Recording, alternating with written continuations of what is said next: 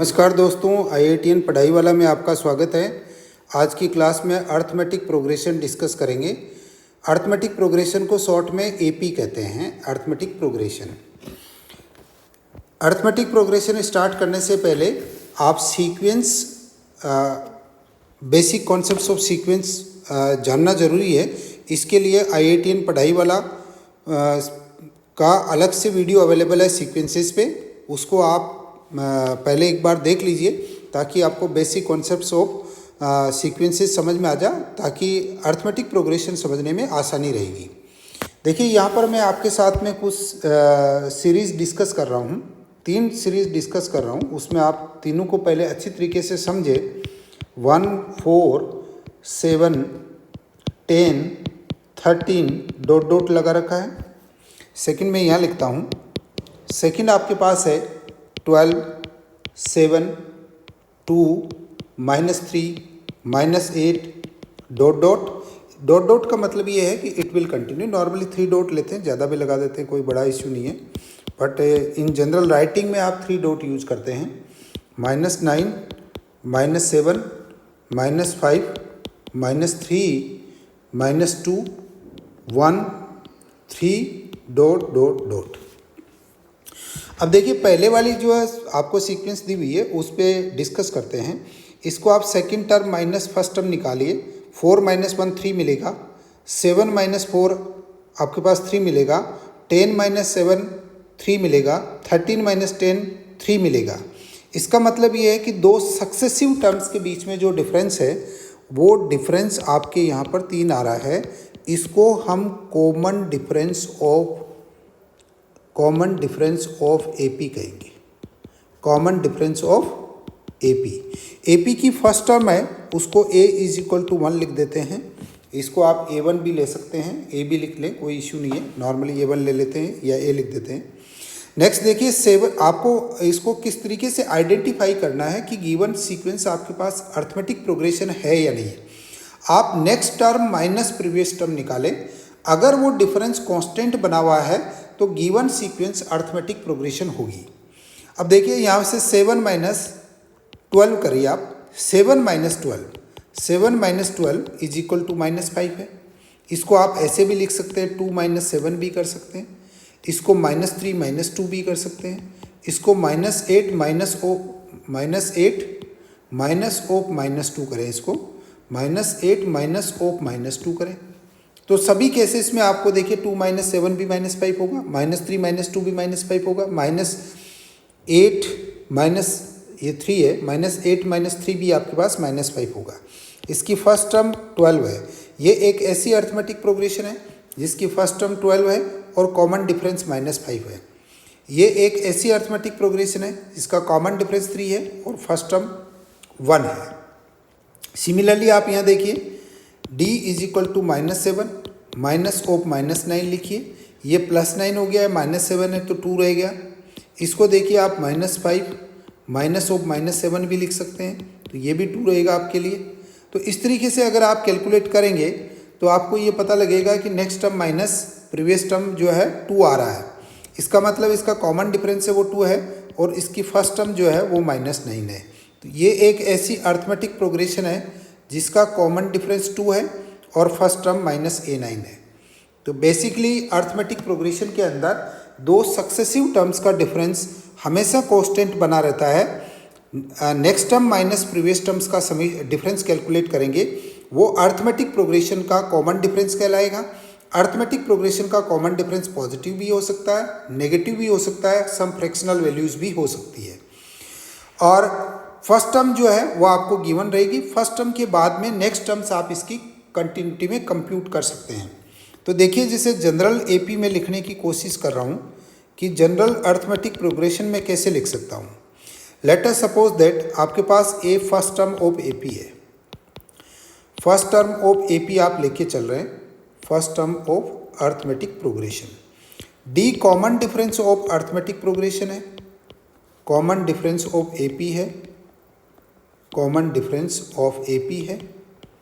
ऐसे केस में आप क्या करें, फर्स्ट टर्म आप A लिखेंगे, सेकंड टर्म फर्स्ट में अगर आप कॉमन डिफरेंस ऐड करेंगे सेकंड टर्म मिलेगी, सेकेंड टर्म में अगर कॉमन डिफरेंस ऐड करेंगे तो थर्ड टर्म मिलेगी। तो a प्लस डी तो सेकेंड टर्म है, उसमें एक डी और जोड़िए, 2d हो गया। फिर आप a प्लस 3d होगा, फिर a प्लस 4d होगा, a प्लस 5d होगा एंड सो ऑन। तो देखिए इसको थोड़ा जनरलाइज कॉन्सेप्ट बनाने की कोशिश कर रहे हैं। This is the first term, मैं इसको a1 लिख रहा हूँ। This is the second term, इसको a2 लिख रहा हूँ। This is the third term, इसको a3 लिख रहा हूँ। This is the fourth term, इसको a4 लिख रहा हूँ। This is the fifth term, इसको a5 लिख रहा हूँ। This is the six term, a6 लिख रहा हूँ।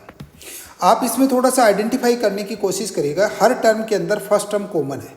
देखिए यहाँ पर भी ये अपीयर हो रहा है, यहाँ भी हो रहा है, यहाँ भी हो रहा है, यहाँ भी हो रहा है, यहाँ भी हो रहा है, यहाँ भी हो रहा है। अब a2 ले रहा हूँ तो d का कोफिशिएंट 1 है, 3 ले रहा हूँ तो d का कोफिशिएंट 2 है, 4 ले रहा हूँ तो d का कोफिशिएंट 3 है, 5 ले रहा हूँ तो d का कोफिशिएंट 4 है, 6 ले रहा हूँ तो d का कोफिशिएंट 5 है। इसका मतलब जितना नंबर टर्म ले रहा हूँ d का कोफिशिएंट उससे एक कम है। तो जनरल टर्म ऑफ AP लिखने की कोशिश करते हैं। जनरल टर्म ऑफ AP, इसको मैं nth टर्म कह देता हूँ an is equal to first term तो कॉमन है और d का कोफिशिएंट एक कम है। इसका मतलब क्या रहेगा आपके पास, d का कोफिशिएंट n-1 इंटू डी रहेगा। फर्स्ट टर्म a है और d का कोफिशिएंट n-1 है। General term of the arithmetic progression is an is equal to a plus n-1 into D. अब आपके लिए क्या कैलकुलेट कर सकते हैं कि आपको देखिए एक एग्जाम्पल लेके चल रहे हैं। एग्जाम्पल में आपको आइडेंटिफाई करना है कि आपके पास गिवन अर्थमेटिक प्रोग्रेशन AP है या नहीं है, और है तो उसका कॉमन डिफरेंस क्या है।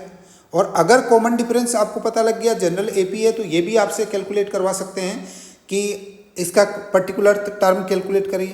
तो जैसे सबसे पहले एक एग्जाम्पल लेते हैं।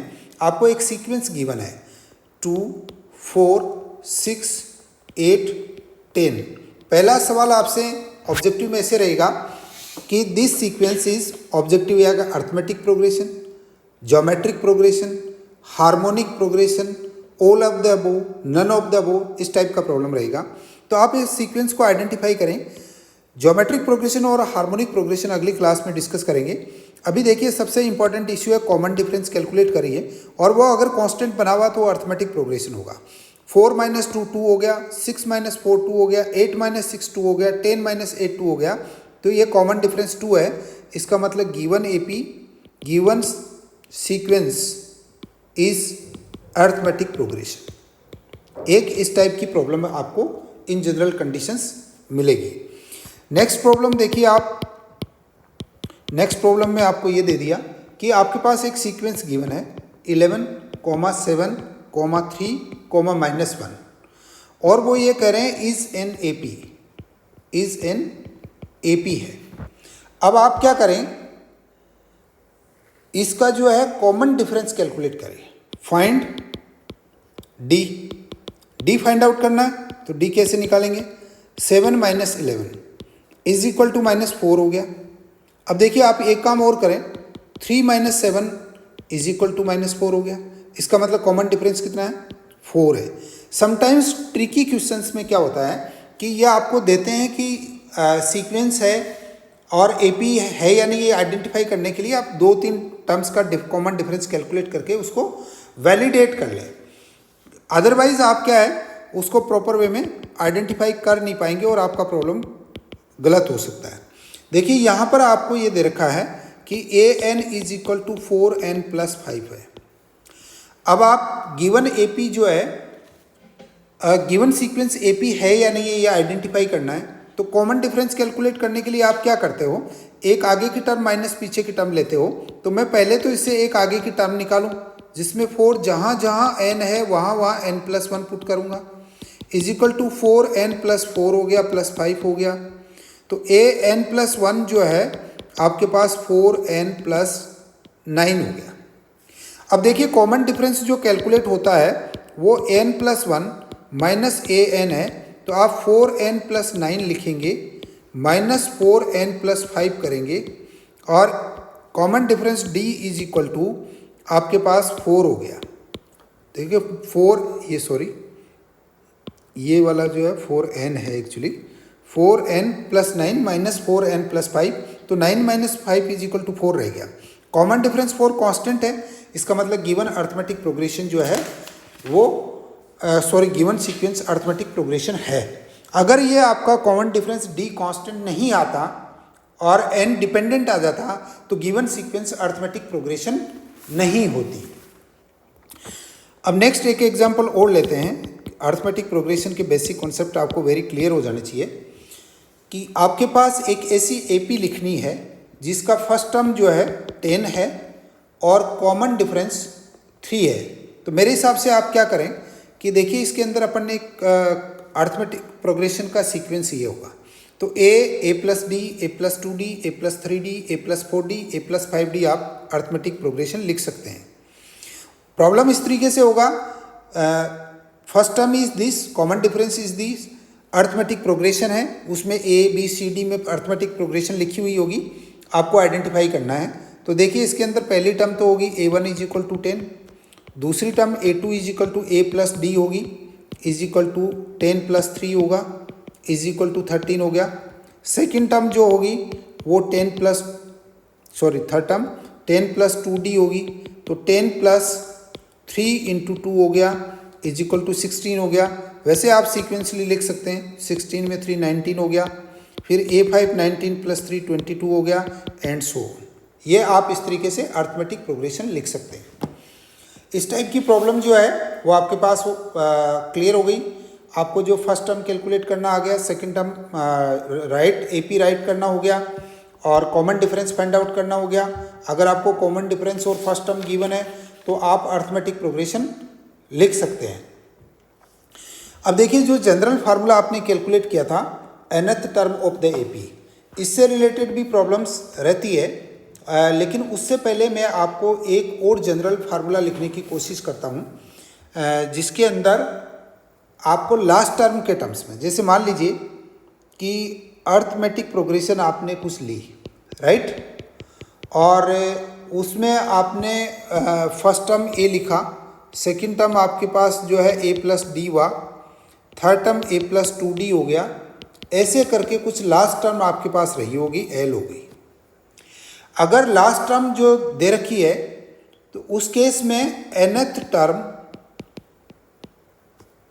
फ्रॉम एंड ऑफ एपी, जैसे मान लीजिए आपके पास जस्ट 2 4 6 8 10 12 14 ये एक अर्थमेटिक प्रोग्रेशन है।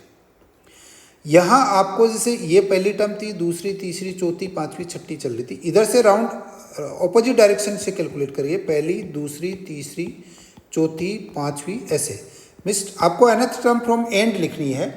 उसके केस में आप क्या कर सकते हैं, इज इक्वल टू आप लिखेंगे l minus n minus 1 into D.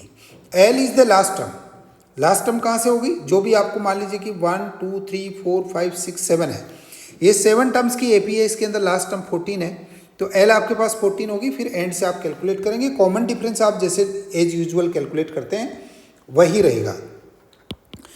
Next देखिए आपके पास मिडल टर्म ऑफ एपी पे भी प्रॉब्लम्स आती है। Middle term of AP, arithmetic progression की मिडल टर्म कैसे फाइंड आउट करते हैं। अगर आपके पास दो तरीके से ध्यान रखेंगे, अगर आपके number n total number of terms हो गया, total number of terms of AP हो गया, टर्म्स ऑफ एपी हो गया, total number of terms of AP. इसके अंदर अगर आपके केस फर्स्ट है, इसको केस फर्स्ट कर देते हैं। केस फर्स्ट ये कहता है if n is odd, n is odd है तो एपी की मिडल टर्म कौन सी होगी। मिडल टर्म जो है वो आपके पास n प्लस 1/2th टर्म होगी, ये मिडल टर्म होगी आपके पास n प्लस 1/2th टर्म। अगर आप इसको फाइंड आउट करना चाहते हैं तो इस टर्म को फाइंड आउट करने के लिए ये m मिडल लिख देता हूँ, a plus n minus 1 into D होता है, तो nth टर्म है या n प्लस 1/2th टर्म चाहिए आपको, तो a plus n plus 1/2 minus 1 into dth term हो जाएगी। ये वाली टर्म ये टर्म ही आ गई, मिडल टर्म ये लिखी जाएगी एक्चुअली। अगर आपके पास केस 2 है, केस 2 के अंदर if n is even, n is even है तो उसे ऐसे केस में आप क्या करेंगे कि एक तो n/2th टर्म कैलकुलेट करेंगे, एक आप क्या करेंगे n/2 + 1th टर्म कैलकुलेट करेंगे। इन दोनों टर्म को कैलकुलेट करके इनका अर्थमेटिक मीन लेंगे। अर्थमेटिक मीन क्या होता है? अर्थमेटिक मीन में आपको लिख देता हूँ am। दो नंबर है a + b है, उसका अर्थमेटिक मीन a + b/2 होता है। तो आप इन दोनों का अर्थमेटिक मीन लेंगे तो आपके पास मिडल टर्म आ जाएगी। ठीक है, इस तरीके से आप क्या कर सकते हैं, अर्थमेटिक प्रोग्रेशन का जो है मिडल टर्म फाइंड आउट कर सकते हैं। तो अब क्योंकि आपके पास जनरल टर्म का फार्मूला है, उसके लिए कुछ प्रॉब्लम्स अपन सॉल्व करते हैं। एक तो जनरलाइज यही हो गया कि आप पर्टिकुलर टर्म फाइंड आउट करिए। तो इसके लिए एग्जाम्पल किस तरीके से एक एक अपन लेके चलते हैं। देखिए आपके पास एक एपी दे रखी है 3, 7, 11, 15, 19 इज एन एपी कह रखा आपको। इसका मतलब फर्स्ट टर्म आपके पास 3 है और कॉमन डिफरेंस 7 - 3 4 हो गया, 11 - 7 भी 4 होगा, 15 - 11 भी 4 होगा, 19 - 15 भी 4 होगा। फर्स्ट टर्म मिल गई, फोर्थ टर्म मिल गई। वो कह रहे हैं कि find 8th term. 8th term आपको फाइंड आउट करनी है, तो मुझे A8 लिखना है। A8 = 1, A + 8 - 1 × D होगा, n - 1 D होगा। ये 3 हो गया, ये 7 × D आपके पास 4 है, तो 3 + 7 4 से कितना हो गया 28 हो गया, 28 + 30 31 हो गया। तो 8th टर्म जो आपके पास 31 होगी। इस तरीके से आप क्या कर सकते हैं, पर्टिकुलर टर्म जो है फाइंड आउट कर सकते हैं किसी भी एपी के लिए। अब आपके पास क्या कर सकते हैं, एक देखिए दूसरा तरीके से भी सवाल आ जाता है। दूसरे तरीके से प्रॉब्लम किस तरीके से पूछी जाती है, वो कह रहे हैं कि फर्स्ट टर्म आपकी एपी की -7 है, कॉमन डिफरेंस आपके पास 5 है और आप 18th टर्म कैलकुलेट करिए। 18th टर्म कैलकुलेट करने के लिए आप A18 क्या लिखेंगे, फर्स्ट टर्म लिखेंगे, n - 1 18 - 1 × D लिखेंगे। फर्स्ट टर्म आपके पास -7 है, प्लस 18 - 1 17 हो गया, इंटू कॉमन D आपके पास 5 है, तो = -7 हो गया। 17 × 5 करिए आप, ये आपके पास रहेगा 5 और 3 85। 85 में से 7 कम कर दीजिए तो आपको 78 आ गया। इस टाइप की भी प्रॉब्लम आपसे पूछी जा सकती है, जिसके अंदर आपको nth टर्म से रिलेटेड अर्थमेटिक प्रोग्रेशन की प्रॉब्लम्स होती है। अब इसके बाद में अर्थमेटिक प्रोग्रेशन के अंदर आपको कुछ summation of n terms of the arithmetic progression का रिलेशन फाइंड आउट करना है। अब summation of n terms of arithmetic progression का रिलेशन फाइंड आउट करने के लिए आपको डिटेल डेरिवेशन तो यहाँ पे डिस्कस नहीं करेंगे, बट फार्मूला डिस्कस करेंगे। Sum of n terms of arithmetic progression, sum of n terms of arithmetic progression, Sn = n/2 × 2a + n - 1 × D होगा। देखिए आपको बहुत अच्छी तरीके से इस फार्मूले को याद रखें, इस पे बेस्ड काफ़ी प्रॉब्लम्स आती है। अब देखिए इसको मैं थोड़ा सा और फर्दर सोल्व करना चाहता हूँ। Sn = n/2 ×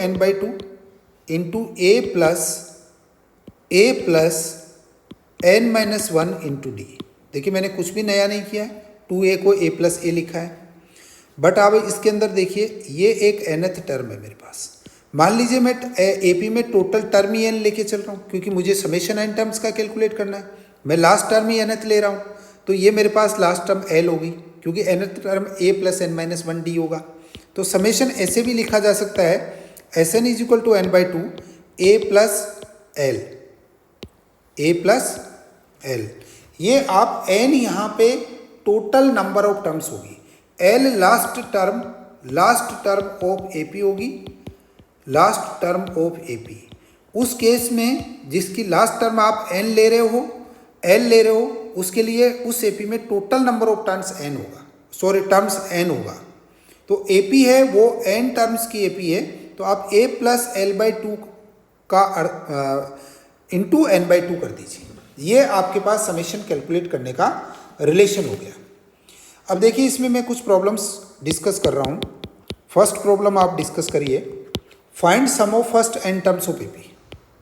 find sum of first 10 terms. First 10 terms के लिए of AP, 10 terms of AP. AP क्या है? आपको 1 4 7 10 डॉट डॉट। इसका मतलब फर्स्ट टर्म कितनी है?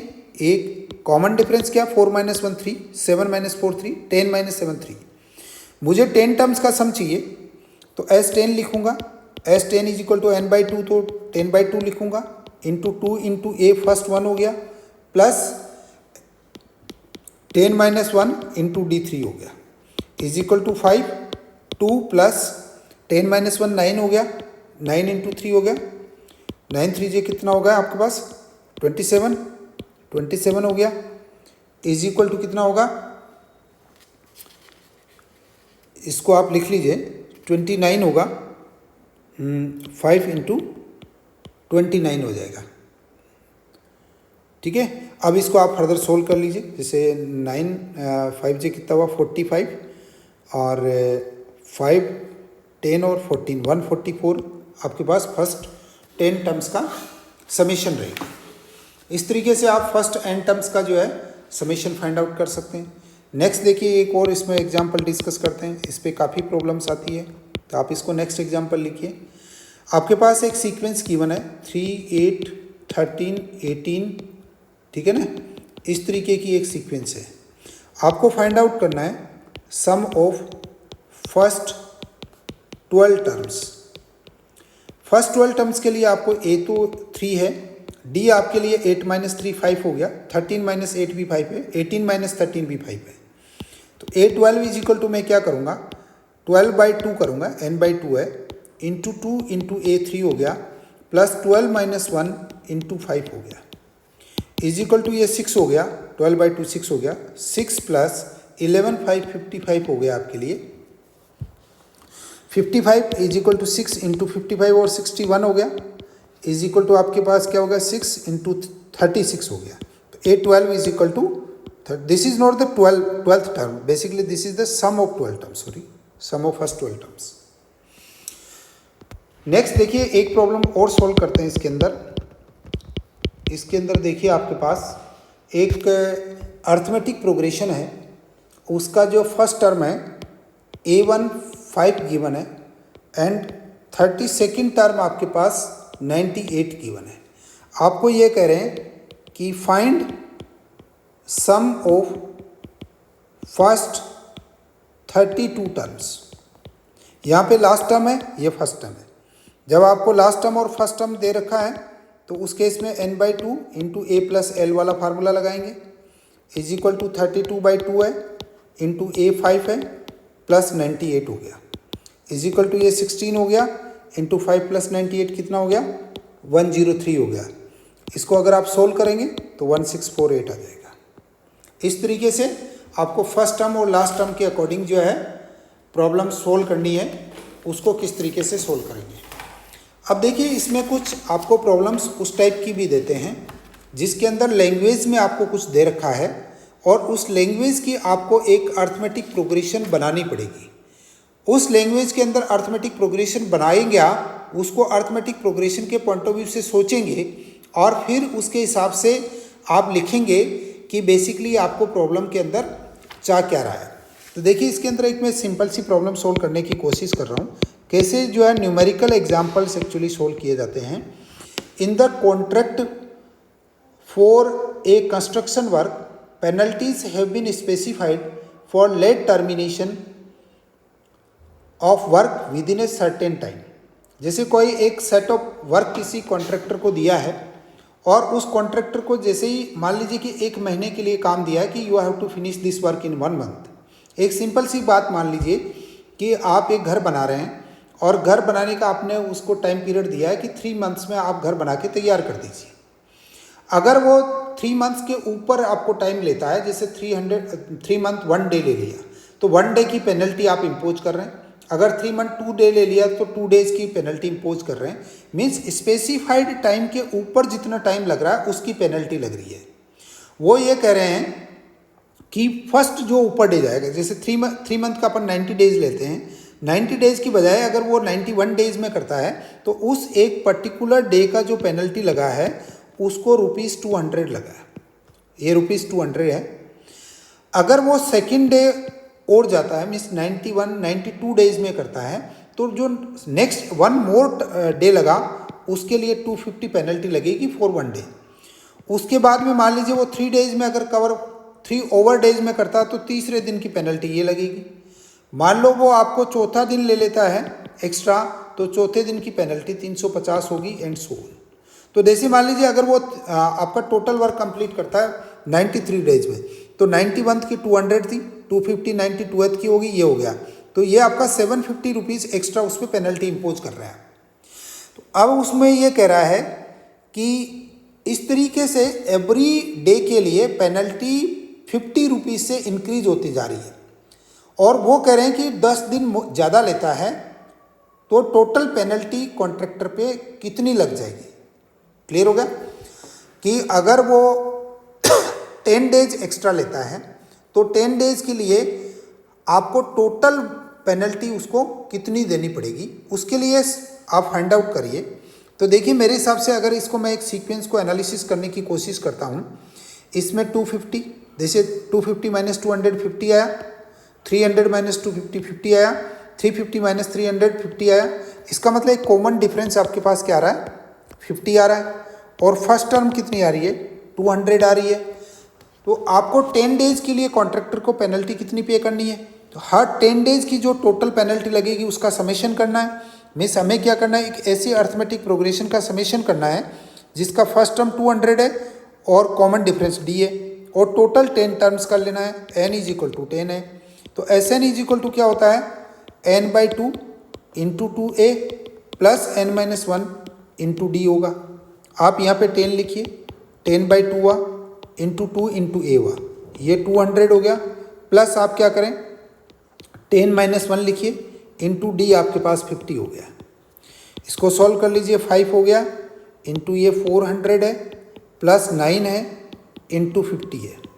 इसको फर्दर सोल्व करिएगा, इज इक्वल टू 5 है इंटू 400 है प्लस 450 है, इज इक्वल टू देखिए 5 है इंटू 850 है, इज इक्वल टू आप मल्टीप्लाई कर दीजिए 0 5 5 जो 25 एंड 5 8 जा 40 इंटू 2 4250। टोटल पेनल्टी जो इम्पोज होगी वो ₹4250 होगी। देखिए आपने एक लिंग्विस्टिक मॉडल में जो है कुछ दे रखा था उसको आपने एक अर्थमेटिक प्रोग्रेशन की फॉर्म में कन्वर्ट करके फिर इसको सॉल्व किया है। ये आपका जो एग्जाम्पल सॉल्यूशंस आ रहा है वो ABCD ऐसे कुछ दे देगा। जैसे मान लो A में 450 दे दिया, B में आपको क्या होगा 3600 दे दिया, C में आपको हो सकता है 4200 दे दिया, D में आपको क्या दे दिया कि 4300 दे दिया। तो इससे आपको क्या केवल टिक करना होता है कि कौन सा प्रॉब्लम एग्जैक्टली जो इसके अंदर है। नेक्स्ट देखिए एक प्रॉब्लम और डिस्कस कर लेते हैं इसी टाइप की। इस प्रॉब्लम के अंदर ये दे रखा है कि a labour has been kept on work in following conditions that wages for first day will be ₹50। First day के लिए 50 रुपीज़ उसको देने हैं। नेक्स्ट डे के लिए वेजेस जो होंगे, ये फर्स्ट हो गया, वो आपको 70 रुपीज़ हो जाएगा। उससे नेक्स्ट डे थर्ड डे के लिए 90 रुपीज़ हो जाएगा और इस तरीके से ये चलता जाएगा। तो उसमें ये कह रहे हैं कि if he works for 4 weeks excluding Sundays then the total wages will be. पहले तो इसको फाइंड आउट करें। देखिए फर्स्ट टर्म इसके अंदर आपके पास क्या है, a इज इक्वल टू 50 है, कॉमन डिफरेंस आपके पास 70 माइनस 50 20 है, 90 माइनस 70 ये भी 20 है। तो a इज इक्वल टू आपके पास ये वाली कंडीशन बन रही है फर्स्ट और कॉमन डिफरेंस। अब ये कह रहे हैं कि 4 वीक्स के लिए काम किया जाता है, संडे एक्सक्लूडिंग है, तो आप टोटल वेजेस कैलकुलेट करिए कि 4 वीक्स के वेजेस कितने पे करने लेबर को। उसके लिए देखिए एक वीक में कितने डेज होते हैं, 7 डेज इन ए वीक। अगर 7 डेज होते हैं तो एक डे तो संडे चला गया, उसको काम नहीं हुआ, तो वर्किंग डेज कितने हो गए आपके पास। इस टाइप से थोड़ा सोचें, working days is equal to कितना हो गया, 7 माइनस 1 इज इक्वल टू कितना हो गया, 6 हो गया। टोटल वर्किंग डेज कितने बने आपके लिए जो वर्किंग है। टोटल वर्किंग डेज आप कैसे कैलकुलेट करेंगे, वर्किंग डेज 4 वीक्स के लिए काम कर रहे हैं, तो 4 × 6 हो गया, टोटल 24 डेज हो गया। तो ये अर्थमेटिक प्रोग्रेशन है, उसके 24 टर्म्स का सम कर लो। S24 इज इक्वल टू क्या होगा, 24/2 × 2a प्लस 24 - 1 × d आएगा। इसके लिए 12 × 2 × 50 हो गया, प्लस 23 × d, कॉमन डिफरेंस जो है 20 हो गया। इसको अगर आप सोल्व करेंगे तो आपको रिक्वायर्ड जो है समेशन मिल जाएगा कि टोटल कितने दिन है। तो इस टाइप की प्रॉब्लम्स आपके पास में अर्थमेटिक प्रोग्रेशन से रिलेटेड रहेगी। तो आप इसको और एक्सरसाइज किसी भी एक बुक को लेके प्रॉब्लम सोल्व कर लीजिए, और कंटिन्यूसली आप IITN पढ़ाई वाला की यूट्यूब चैनल देखते रहिए। हम इस पे ऑल वीडियोस आपका जो मेंटल एबिलिटी और बेसिक न्यूमेरेसी है उसका अपलोड कर रहे हैं, और अच्छे से अच्छा वीडियो में कंटेंट देने की कोशिश कर रहे हैं। Thank you so much.